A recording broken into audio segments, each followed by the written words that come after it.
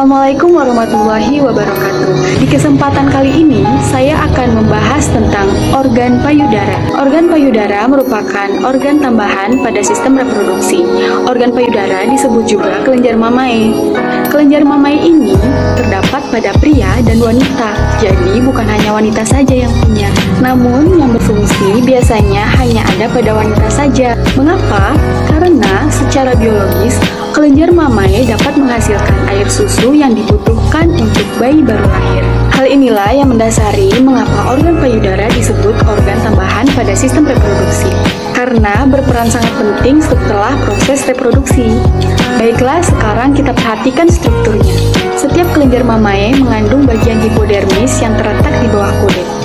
Bagian ini mengandung jaringan lemak atau yang disebut jaringan adiposa. Selanjutnya ke bagian tengah yang berwarna coklat kehitaman, ini disebut areola. Areola ini akan meluas selama masa kehamilan dan menyusui. Areola ini mengelilingi puting yang menonjol di bagian tengah.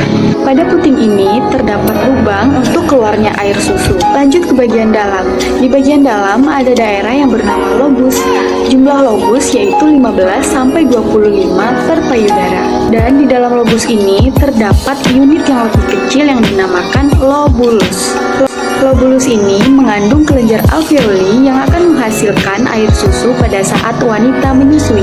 Kemudian, susu yang dihasilkan akan disalurkan ke saluran aktif dan akan dikeluarkan melalui lubang yang ada di puting. Sebelum dikeluarkan, biasanya air susu akan menumpuk di sinus lactiferus. Pada struktur kelenjar mamaenya, sebagian besar belum berkembang secara sempurna.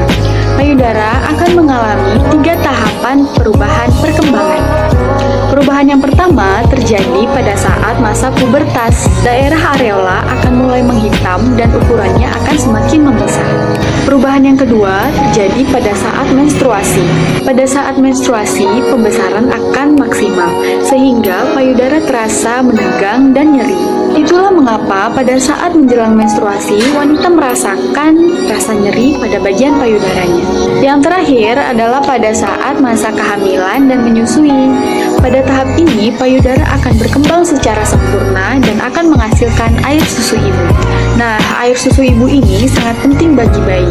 Berikut adalah beberapa manfaat ASI atau air susu ibu. 1. ASI kaya akan zat penting yang dibutuhkan oleh bayi baru lahir dan zat ini tidak didapatkan pada susu formula semahal apapun. Kedua, ASI memberikan kekebalan yang optimal sehingga sistem imun bayi akan menjadi sangat baik dan bayi tidak mudah sakit. Ketiga, bermanfaat untuk ibu. Jadi, selain untuk bayi, ASI ternyata juga memiliki manfaat bagi ibu.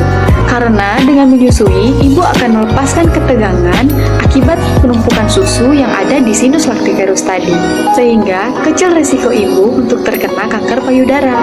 Keempat, sarana untuk mendekatkan ibu dan bayi. Sekian penjelasan dari saya mengenai anatomi fisiologi payudara. Terima kasih. Wassalamualaikum warahmatullahi wabarakatuh.